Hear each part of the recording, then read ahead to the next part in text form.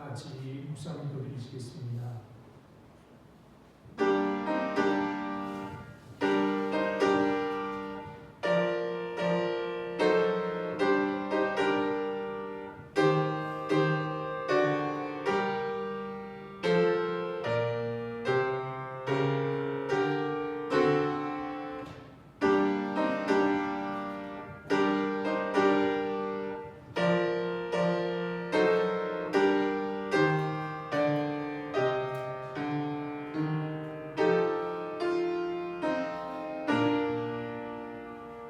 내 영혼아 내가 어찌하여 낙심하며 어찌하여 내 속에서 불안해하는가. 너는 하나님께 소망하노라. 나는 그가 나타나 도우심으로 말미암아 내 하나님을 여전히 찬송하리로다.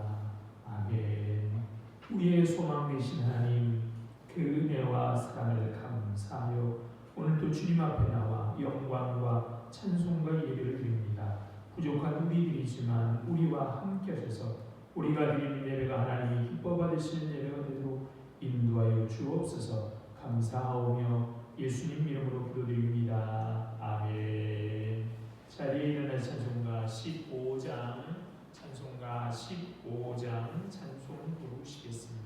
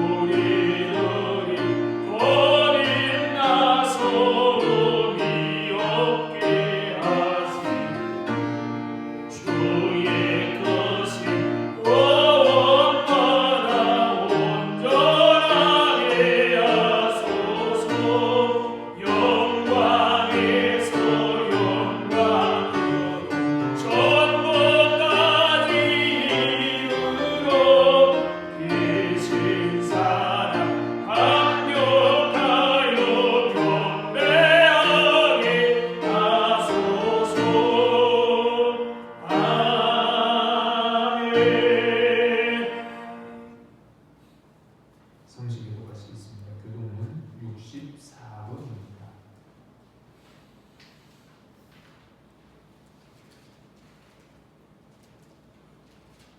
교동문 64번 시편 148편 교독합니다.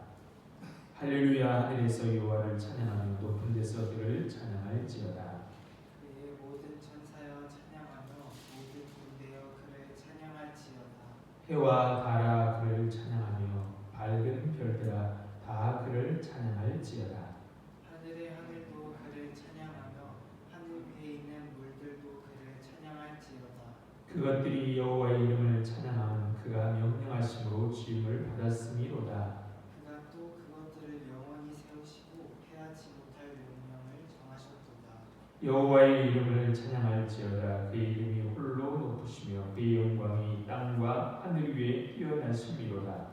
그가 그의 백성의 뿔을 높이셨으니 그는 모든 선도고 그를 가까이 하는 백성 이스라엘 자손의 찬양받을 이시로다. 할렐루야. 아멘. 다같이 사도신경 하심으로 신앙 고백하시겠습니다.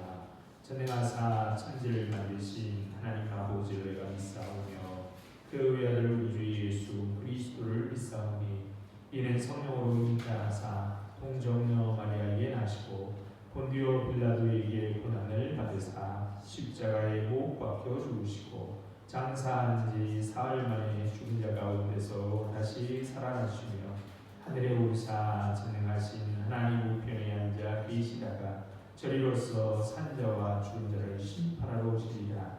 성령을 믿사오며 거룩한 공예와 성도가 서로 교통하는 것과 죄를 사하여 주시는 것과 몸이 다시 사는 것과 영원히 사는 것을 믿사옵나이다. 아멘.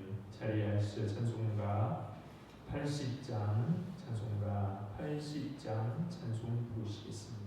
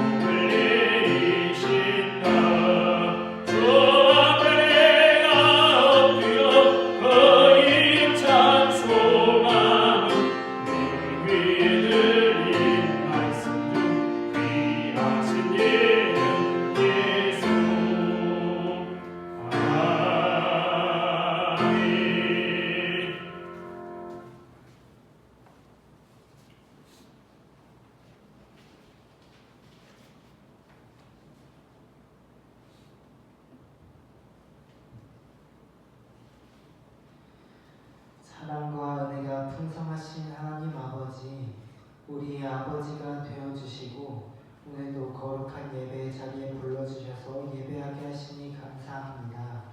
주님의 그 은혜를 기억하며 온 마음과 정성을 다해 주님께 영광과 찬송을 올려드립니다. 추운 날씨가 지속되고 있습니다. 몸이 굳어 다치기 쉬운 때에 성도님들의 오고 가는 길을 주님께서 지켜주셔서 기쁨으로 나오는 자들의 기쁨을 잃지 않게 하여 주옵소서.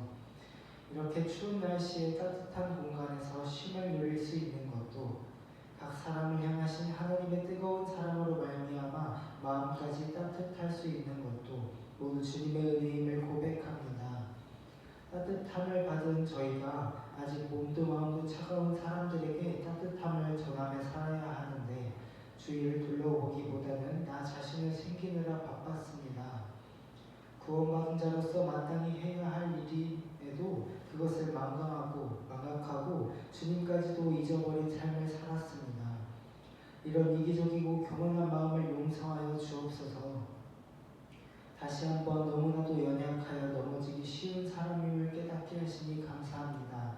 연약한 저희이기에 더욱더 주님을 의지합니다. 소망 되신 주님, 강하신 주의 손으로 연약한 저희를 붙들어 주시옵소서. 주의 모든 이 교회를 위하여 기도합니다. 온 교회가 하나 되어 기도하고 하나 되어 예배하고 하나 되어 섬기기를 그치지 않는 교회 되게 하여 주옵소서. 한 마음으로 나아가는 이 공동체가 하나님 나라를 미리 맛보는 아름다운 공동체가 되기를 소망합니다. 다른 어떤 것이 아닌 주님의 뜻을 향하여 나아가는 교회를 기쁘게 받아주시고 많은 영혼이 주께로 돌아오는 놀라운 은혜를 허락하여 주옵소서. 교회를 위하여 세우신 목사님을 위하여 기도합니다. 영과 육의 건강을 늘 지켜주시고 성령의 충만함을 허락하여 주셔서 맡겨주신 사역 감당할 때에 오직 주님의 영광만을 드러내는 통로로 사용하여 주옵소서. 목사님의 가정을 주님께서 책임져 주시고 사역 가운데 부족함 없도록 인도하여 주옵소서. 교회 어린 영혼들이 있습니다. 사랑하셔서 보내주신 이 아이들이 믿음으로 잘 영육될 수 있도록 온 교회가 함께 기도할 수 있도록 하여 주옵소서. 어려서부터 말씀을 듣고 주님의 뜻을 분별할 수 있는 지혜가 자라게 하시고 주님께 순종함을 배우며 믿음의 군사로 잘 자라게 하여 주옵소서. 이 나라의 민족을 긍휼히 여겨주시길 간절히 소망합니다. 이미 분단의 아픔을 겪고 있는 이 나라가 당을 나누어 서로 공격하고 서로를 미워합니다. 이외에도 여러 가지 문제로 이 나라가 어려움을 겪고 있습니다. 먼저는 믿는 자들이 일어나 나라와 민족을 위해 기도하게 하시고 주님께서 나라의 지도자들에게 지혜를 허락하여 주셔서 문제를 주님 뜻 안에서 잘 해결할 수 있도록 인도하여 주옵소서. 세계 전쟁과 기근과 자연재해로 고통받는 많은 영혼들을 기억하여 주셔서 그들의 아픔과 슬픔, 눈물이 모두 그치고 기쁨 가운데 살아가게 하여 주옵소서. 무엇보다도 주님을 알 수 있는 기회를 허락하여 주셔서 주님 주시는 평안을 누리며 살아가게 하여 주옵소서. 이제 말씀 듣습니다. 주의 말씀을 들고선 목사님과 함께하여 주시고 태어나는 입술을 주님께서 붙들어 주셔서 선포되는 말씀을 듣고 깨달아 삶으로 살아가는 모든 주님의 백성들 되게 하여 주시옵소서. 단 하루라도 온전히 주님의 뜻대로 살길 간절히 소망하며 우리 주 예수 그리스도의 이름으로 기도드렸습니다. 아멘.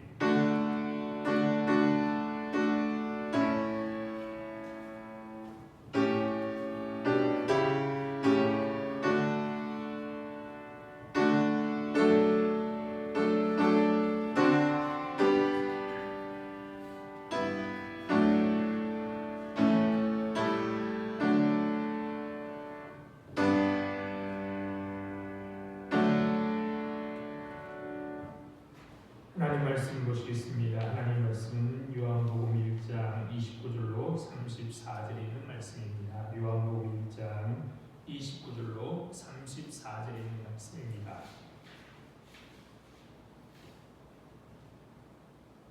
자신 줄 알고 제가 읽겠습니다. 요한복음 1장 29절입니다. 이튿날 요한이 예수께서 자기에게 나오심을 보고 이르되 보라, 세상 죄를 지고 가는 하나님의 어린 양이로다. 내가 전에 말하기를 내게 오시는 사람이 있는데 나보다 앞선 것은 그가 나보다 먼저 계심이라 하는 것이 이 사람을 가리킴이라. 나도 그를 알지 못하였으나 내가 와서 물로 세례를 베푸는 것은 그를 이스라엘에 나타내려 함이라 하니라. 요한이 또 증언하여 이르되 내가 보매 성령이 비둘기같이 하늘로부터 내려와서 그의 위에 머물렀더라. 나도 그를 알지 못하였으나 나를 보내어 물로 세례를 베풀라 하신 그이가 나에게 말씀하시되 성령이 내려서 누구 위에든지 머무는 것을 보거든 그가 곧 성령으로 세례를 베푸는 이인 줄 알라 하셨기에 내가 보고 그가 하나님의 아들이심을 증언하였노라 하니라.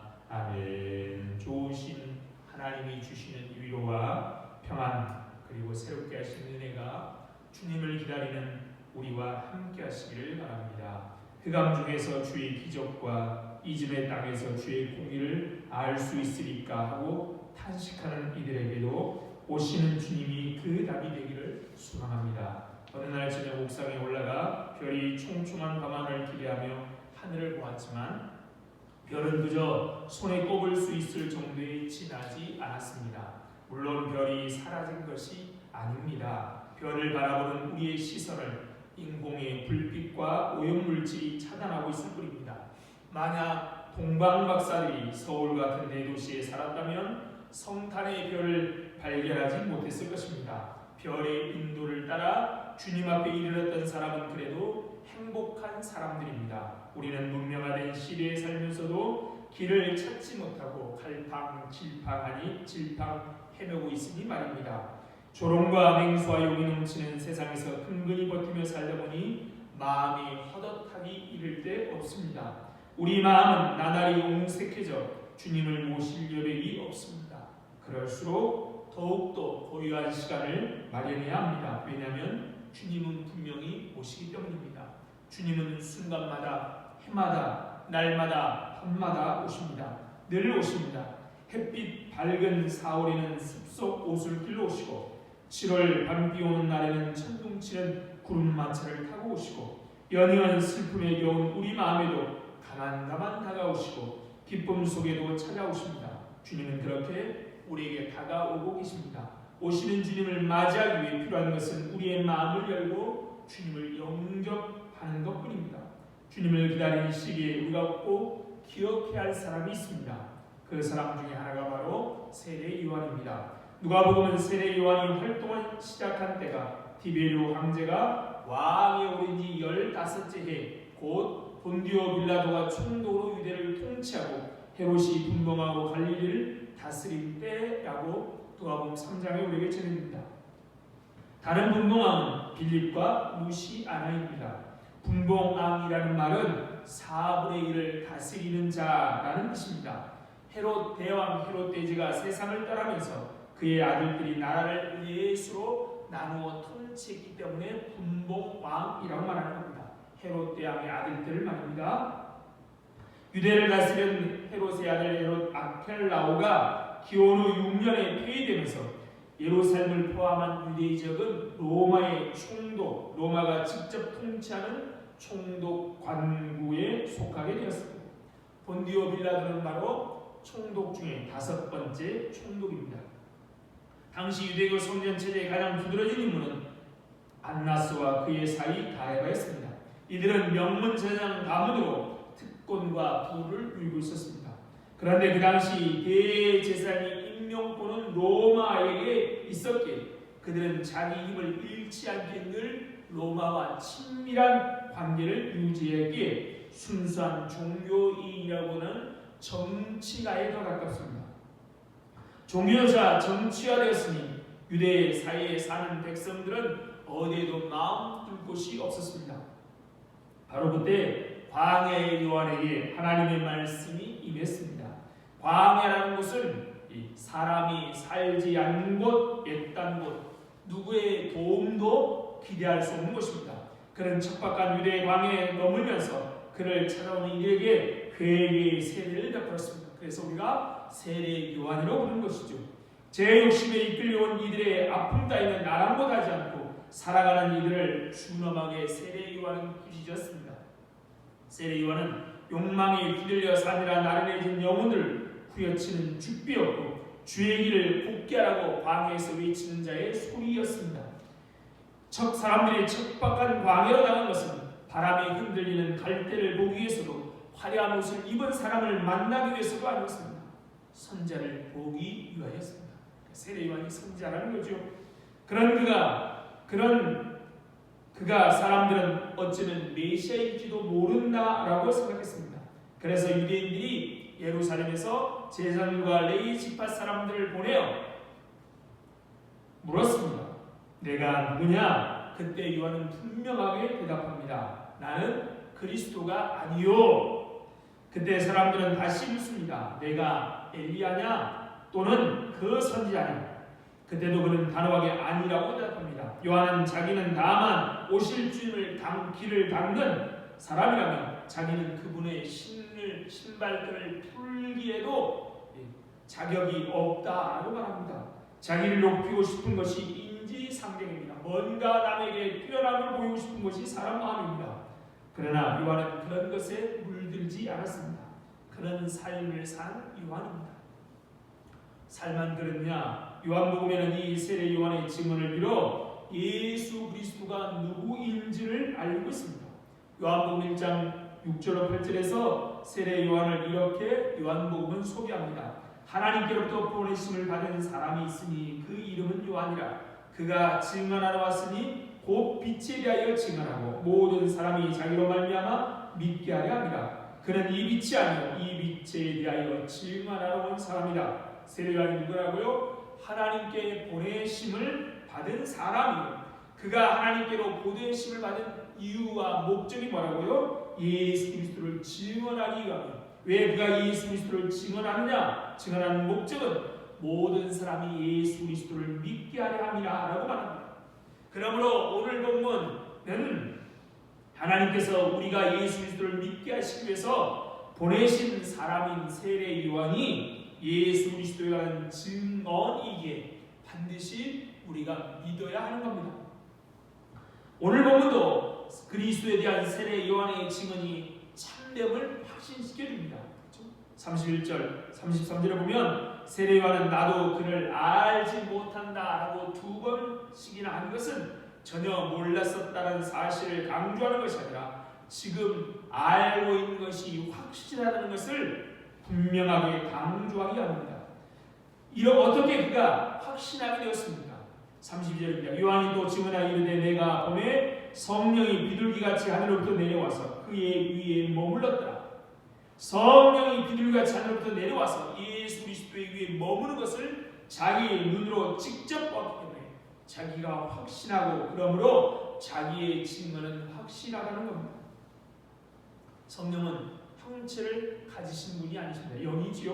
형체가 없죠. 따라서 그는 단지 한 마리 비둘기나 비둘기 같은 형체, 어떤 물체나 형상이 하늘로부터 예수에게 내려와 머무른다는 걸 목격하고 그것이 곧 성령이라고 믿었을 것입니다. 그런데 비둘기 같은 것이 내려오는 것이 곧 성령이 임하신 것이라고 단정하는 근거가 무엇입니까? 세례 요한의 주관적인 반증이 아니라 하나님께서 그에게 주신 표지였다라고 세례 요한은 밝히고 있는 겁니다. 33절로 34절입니다. 나도 그를 알지 못하였으나 나를 보내어 물로 세례를 베풀라 하신 그 이가 나에게 말씀하시되 성령이 내려서 누구 위에든지 머무는 것을 보거든 그가 성령으로 세례 베푸는 이인 줄 알라 하셨기에 내가 보고 그가 하나님의 아들이심을 증언하노라. 우리는 비둘기 같은 것이 예수의 내려와 머물면 그것이 곧 성령을 알라는 하나님의 말씀을 들은 세례 요한이 듣고 성령께서 예수 위에 임하여 머무르신 것을 보고 그가 하나님의 아들임을 확신했다는 겁니다. 다시 말하면 세례 요한은 예수님을 하나님의 아들이시며 약속된 메시아로 알아보는 특별한 계시를 은사로 하나님으로부터 받았던 것입니다. 따라서 하나님께서 세례 요한을 통해 주신 예수에 관한 계시는 우리가 진지하게 믿고 감사함으로 받아야 할 진리라는 겁니다. 오늘 본문은 세례 요한의 증언인데요. 증언은 어떻게 우리가 믿을 수 있어요? 증언하는 사람이 누구냐에 따라서 믿을 수 있고 믿을 수 없습니다. 매번 거짓말하는 사람이 증언하거나 아니면 가족이 증언하면 어떻게 해요? 조금 덜 믿지요. 전혀 모르는 사람이 무엇을 보았다라고 하면 더 믿게 되죠. 그런데 세례 요한의 삶이 그랬다는 거죠. 그뿐만 아니라 세례 요한은 하나님이 이 땅에 증언하러 보냈다라고 요한복음을 기록한 요한은 우리에게 전해지고 있고 세례 요한은 오늘 본문을 증언하면서 어떻게 확신하느냐? 하나님의 계시, 하나님이 알려주신 단서를 가지고 말하고 있다는 겁니다. 그렇다면 그가 전하는 예수, 우리가 믿어야 할 예수, 이 땅에 오신 예수님은 어떤 분이십니까? 첫째, 예수 그리스도는 세상 죄를 지고 하는 하나님의 어린 양이라는 겁니다. 요한은 어느 날 예수께서 자기에게 오시는 것을 보고 뭐라고 말합니까? 이렇게 말합니다. 보라, 세상 죄를 지고 가는 하나님의 어린 양이로다. 여기서 지고 가는이라고 번역된 헬라어는 제가다 혹은 치워 없애다라는 뜻이 있습니다. 예수께서 세상의 죄를 짊어진 이유는 그것을 치워 없애기 위해서, 제거하기 위해서입니다. 예수님이 세상의 죄를 지고 하나님의 어린 양이십니다. 어린 양이란 희생 제물을 말합니다. 죄로 말미암아 망가진 하나님과의 관계를 회복시키려고 하나님께서 정하신 희생 제물, 그게 바로 예수 그리스도라는 겁니다. 죄로 말미암아 죽을 수밖에 없는 우리를 위하여 그가 대신 우리의 죄를 지고 죽게 하심으로써 우리의 죽음을 제하게 하셨다는 겁니다.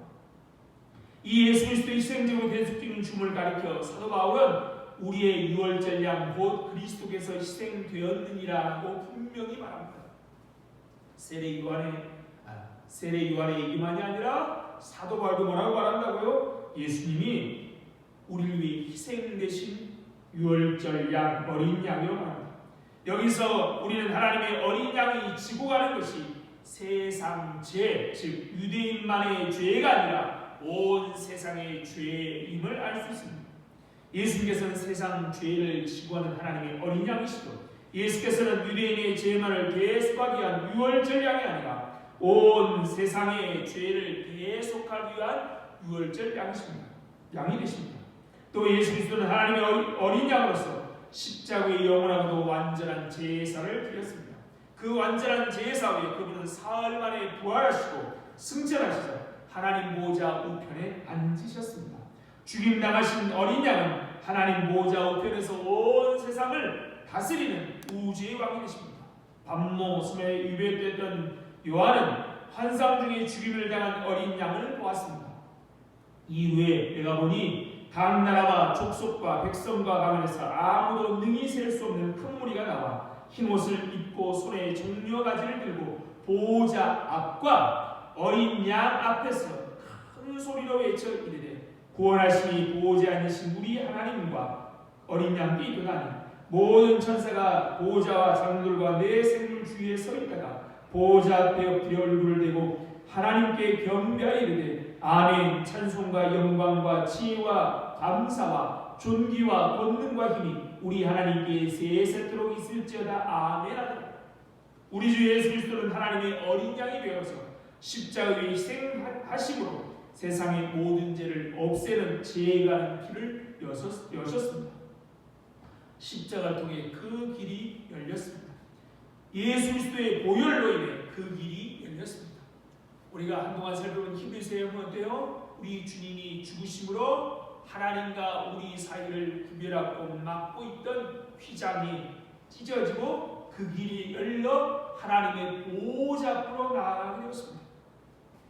하나님께서 우리를 죄로부터 구원하시기 위해서 그 길을 여셨음을 믿고 그 보혈의 공로를 의지하면 됩니다. 그러면 우리는 사탄의 악한 손으로부터 노임을 받고 예수 그리스도의 보혈로 우리의 모든 죄를 막끔히 제거해 줄 것입니다.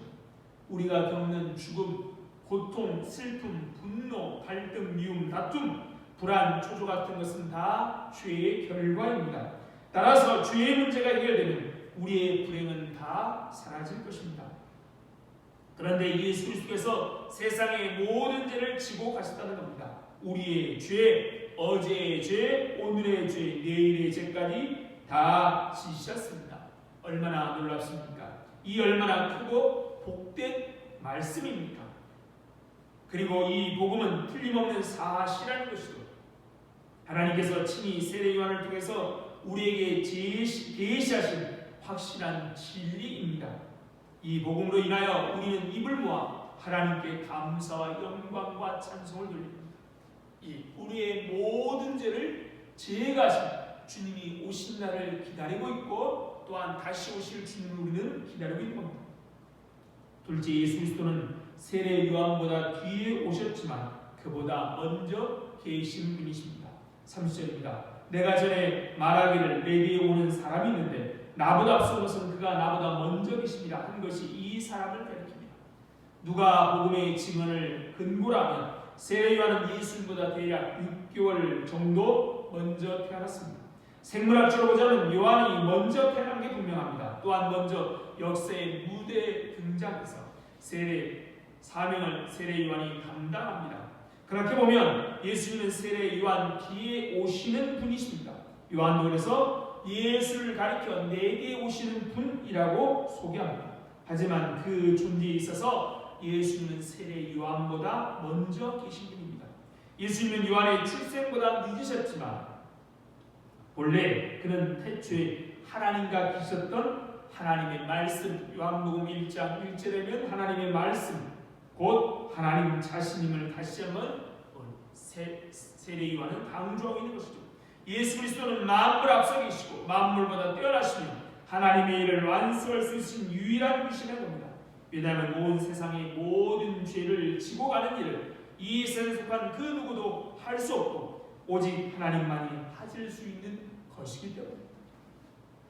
옛 언약 아래서는 그렇죠? 우리의 죄를 해결하기 위해서 짐승을 하나님께 잡아드렸는데 그 짐승은 완벽하지 않아서 죄가 있을 때마다 하나님 앞에 제사를 드렸었습니다. 이 세상의 무엇으로도 우리의 죄를 완전히 제거할 수 없습니다. 오직 누구만 하나님만 하실 수 있는 거죠. 우리의 죄를 대신 지었다는 이가 그저 어떤 훌륭한 사람이 아니라 누구라고요? 영원한 하나님이시라는 것보다 더 우리의 속죄와 구원에 대한 확신을 줄 수 없습니다. 우리 하나님이 우리의 죄를 지고 세상의 죄를 지고 하는 어린 양이 하나님이시라면 우리의 속죄와 구원을 완전히 확신하고 안심할 수 있습니다. 이 말씀으로 인해서 또다시 하나님께 감사와 찬양을 돌려하지 않겠습니다. 예수님은 세상 죄를 지고 하는 하나님의 어린 양이시오 만세전부터 계시는 하나님이심을 밝힌 세례 요한은 그 사실을 자기도 전에 몰랐지만 이제는 이스라엘에게 나타내야만 하는 이 일이라고 말합니다. 나도 그를 알지 못하였으나 내가 와서 물로 세례를 베푸신 것은 그를 이스라엘에 나타내려 함이라. 예수님의 어머니 마리아는 천의 몸으로 아이를 가진 것이란 천사의 예고를 받고 친족인 요한의 어머니 엘리사벳을 방문해서 석 달쯤 함께 있기로 했습니다. 이때 엘리사벳은 그가 많은 나이에도 불구하고 6달 전부터 세례 요한을 잉태하고 있었습니다. 이렇게 어머니들끼리 서로 잘 아는 사이의 친척이었을 예수님을 요한이 몰랐다는 말은 요한이 예수님을 전혀 몰랐다는 것이 아니라 예수님이 하나님의 아들이요 메시아인 줄 성령께서 그의 위에 내려와 머무는 것을 보기 전까지 아직 몰랐다라는 말입니다. 실제로 요한이 처음부터 예수님이 누구신지를 바로 알았던 것은 아닙니다. 마태복음 증언에 의하면 우리는 예수님에 대한 세례 요한의 망설임을 엿볼 수 있습니다. 요한이 오면서 그리스도께서 하신 일을 듣고 제자들을 보내어 예수께 여쭤오되 오실 그이가 당신 후일까 우리가 다른 일을 기다리고 있다 했다는 겁니다. 또 예수께서는 그런 요한을 가리켜 말하기를 내가 진실로 너에게 말하니 여자가 낳은 자 중에 세례 요한보다 더 큰 이가 일어남이 없도다. 그러나 천국에서는 극히 작은 자라도 그보다 큰이라고 하셨습니다. 세례 요한 같은 큰 사람도 하나님 나라에 인정받기 위해서는 예수 그리스도를 바로 아는 것이 무엇보다 중요합니다. 예수를 누구보다 안다고 하는 세례 요한도 흔들리는데요. 그러므로 하나님 나라에서 인정받기 위해서 예수 그리스도를 바로 아는 것이 무엇보다 중요합니다. 세례 요한을 위대한 세례 요한이 되리한 것은 요단강에서 세례를 베푼 일이나 분명한 헤롯을 향해 그의 악행을 비판한 일 때문이 아니라 예수 그리스도를 바로 증언하고 있기 때문입니다. 즉 그를 이스라엘에 나타내려 함 때문인 것이죠. 세상에 와서 각 사람에게 비추는 참빛에 대해 증언하는 자신의 사명에 충실했기에 위대한 세례 요한인 것입니다. 세례 요한은 예수 그리스도에 대해서 또 증언하는데 뭐라고 증언합니까? 성령이 비둘기같이 하늘로부터 내려와서 그의 머물렀다라고 증언합니다. 예수님은 세 번째 어떤 분이라고요? 성령이 머무시는 분이라는 겁니다. 이것은 하나님 예수께서 하나님께 직접 기름 부음 받으셨기에 하나님이 함께해서 하나님의 능력으로 하나님의 구원 사역을 행하신다는 겁니다. 성령이 그 위에 머무르고 예수 그리스도, 이 그리스도 기름 부음 받은 자인데요. 이 기름 부음 받은 직종이 세 직종인데요. 예수 안에서 이 세 직종이 다 있는데 중요한 건 기름 부음 받았다는 겁니다. 예수님이 어떻게 기름 부음 받아요? 성령으로 기름 부음 받았습니다. 이것은 사도들과 초대교회의 핵심이었습니다. 베드로도 말하기를 하나님이 나사렛 예수에게 성령과 능력을 기름 붓듯 하셨으며 그가 도로 다니시며 선한 일을 행하시고 마귀에 눌린 모든 사람을 고치셨으니 이는 하나님이 함께 하셨습니다. 따라서 하나님께서 세우시고 하나님께서 함께 하시며 하나님께서 같이 역사하시는 이가 우리의 모든 죄를 짊어지시는 것은 우리에게 참으로 큰 위로와 힘이 됩니다. 오늘 본문에서 예수 그리스도에 대한 세례 요한의 마지막 증언 또한 뭡니까? 그가 성령으로 세례를 베푸시는 이라고 말합니다. 그리고 하나님의 아들이라고 말하죠. 33절로 34절입니다. 나도 그를 알지 못했으나 나를 보내어 물로 세례를 베풀라 하신 그이가 나에게 말씀하시되 성령이 내려와서 누구 위에 머무는 것을 보거든 그가 성령으로 세례를 베푸는 이인 줄 알라 하셨기에 내가 보고 그가 하나님의 아들이심을 증언하라. 구약성경은 하나님의 백성 위에 성령이 부어질 때를 구속의 때로 예견해 왔습니다. 따라서 그가 성령으로 세례를 베푸시는 이라는 말은 예수 그리스도를 약속된 구속자, 구원자로 인식한다는 겁니다. 즉 메시아라는 겁니다.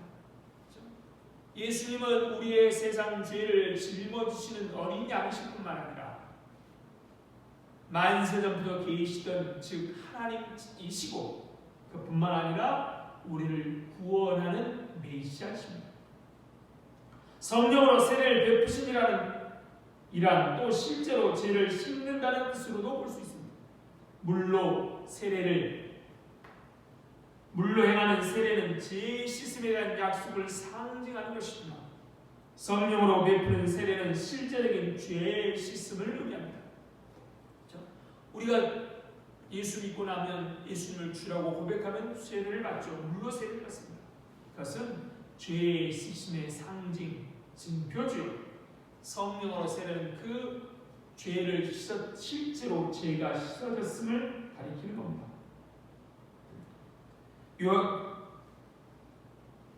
31절에 내가 와서 물로 세례를 베푸는 것 그를 예수 이스라엘에 나타내려 함이라 한 말이 바로 그것을 뜻하는 겁니다. 세례 요한은 자기가 물로 세례를 베풀며 자기 뒤에 오실 이라고 말하던 그 예수 그리스도를 증언하면서 하나님께서 세상의 모든 죄를 용서하실 때가 왔음을 선포하고 예수 그리스도는 하나님의 아들이시기에 세상 모든 죄를 용서하시고 우리에게 구원을 주시는 분이십니다.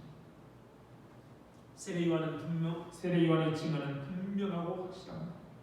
하나님이 요한에게 말씀하셨고 요한이 말씀하신 것을 보고 증언했기 때문입니다. 그래서 우리가 확실한 요한의 증언을 통하여 예수님이 어떤 분이심을 압니다. 우리는 2000년 전에 오신 그 주님을 기억하며 이 시간을 보내고 있고 그 주님의 약속대로 다시 오실 것을 우리는 기대하며 기다립니다. 그런데 우리가 오셨고 오실 그분을 어떤 분임을 아는 겁니까?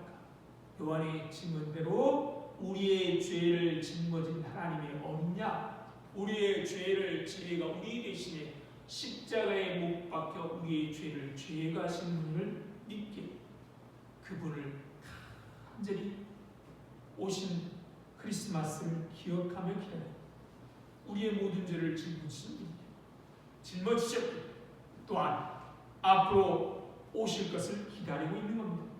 그분 또한 누구십니까? 요한의 말대로 나보다 먼저 계신 분, 선지하신 분 하나님이시기에 우리는 기다립니다.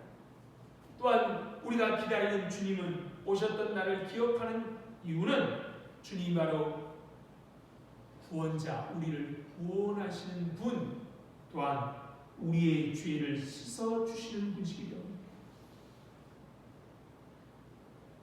예수 그리스도를 세상 죄를 지고하는 하나님의 어린 양이요 만세전부터 계시는 하나님이십니다. 우리의 죄를 용서하시고 구원을 이루시는 분이십니다. 그리고 성령을 통하여 이것을 깨닫게 하시는 분이십니다. 이 구원의 진리를 믿고 그 믿음을 끝까지 지키면 하나님께서 예수 그리스도를 통해 베푸시는 생명과 모든 은혜와 복을 영원히 누릴 수 있습니다. 그 믿음으로 우리는 오늘 이 자리에 이미 하나님의 영광과 기쁨을 나누며 살 수 있습니다. 이미 주님이 다시 오시는 완벽한 은혜를 누리도록 하시는 것이지만 이 땅에 있는 동안도 오신 주님을 믿고 오실 주님을 믿는 우리는 맛보며 누릴 수 있습니다.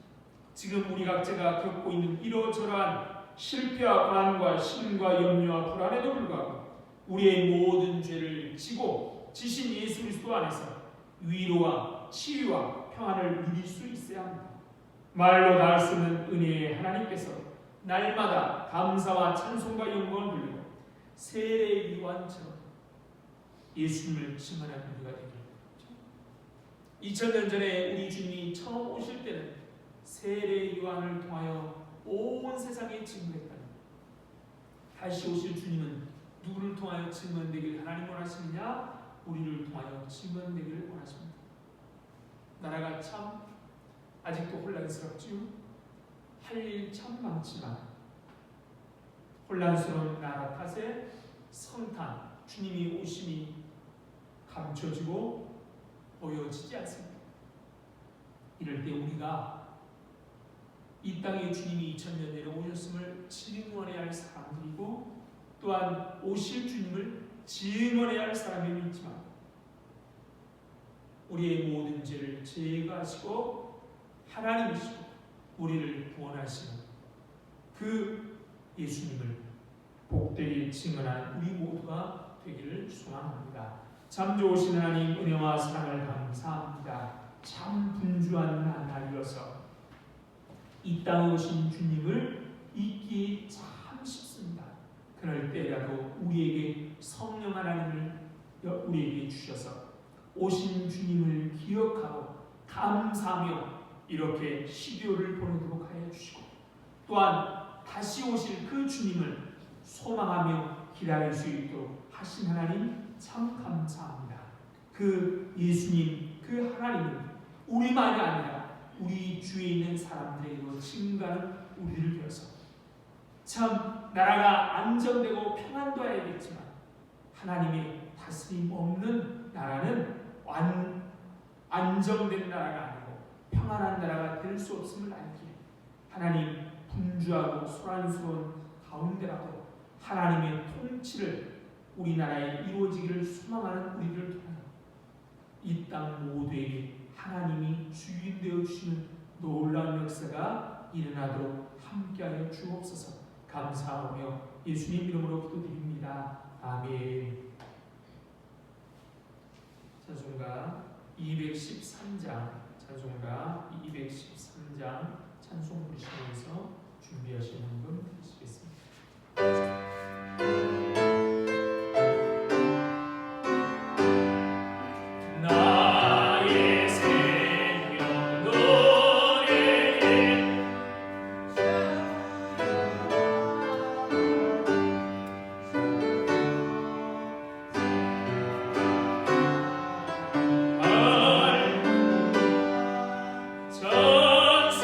전소망에 하소서.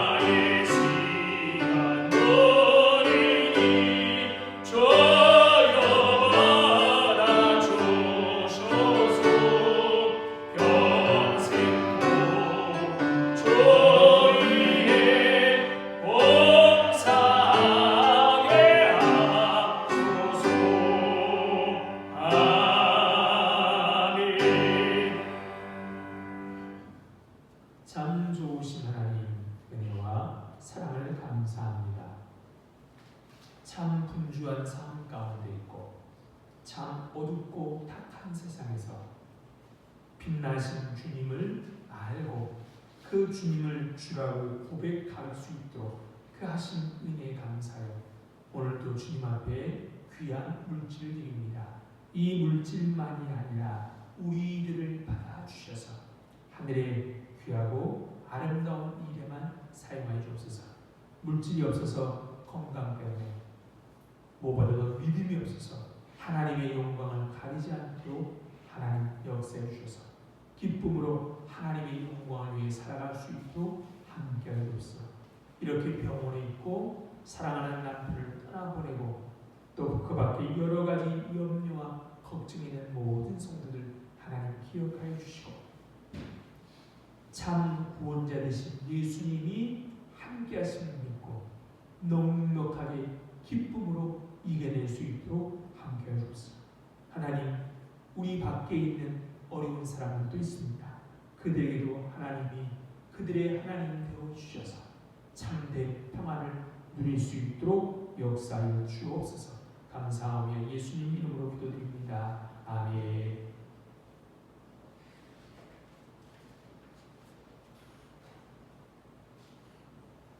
할렐루야입니다. 오후 예배 후에는 예산 편성 유한 모임이 있습니다. 이번 주 토요일은 강의가 있습니다. 자리에 일어나서 인사하시겠습니다. 반갑습니다. 반갑습니다. 사랑합니다. 사랑합니다. 축복합니다. 축복합니다. 행복하십시오. 행복하십시오.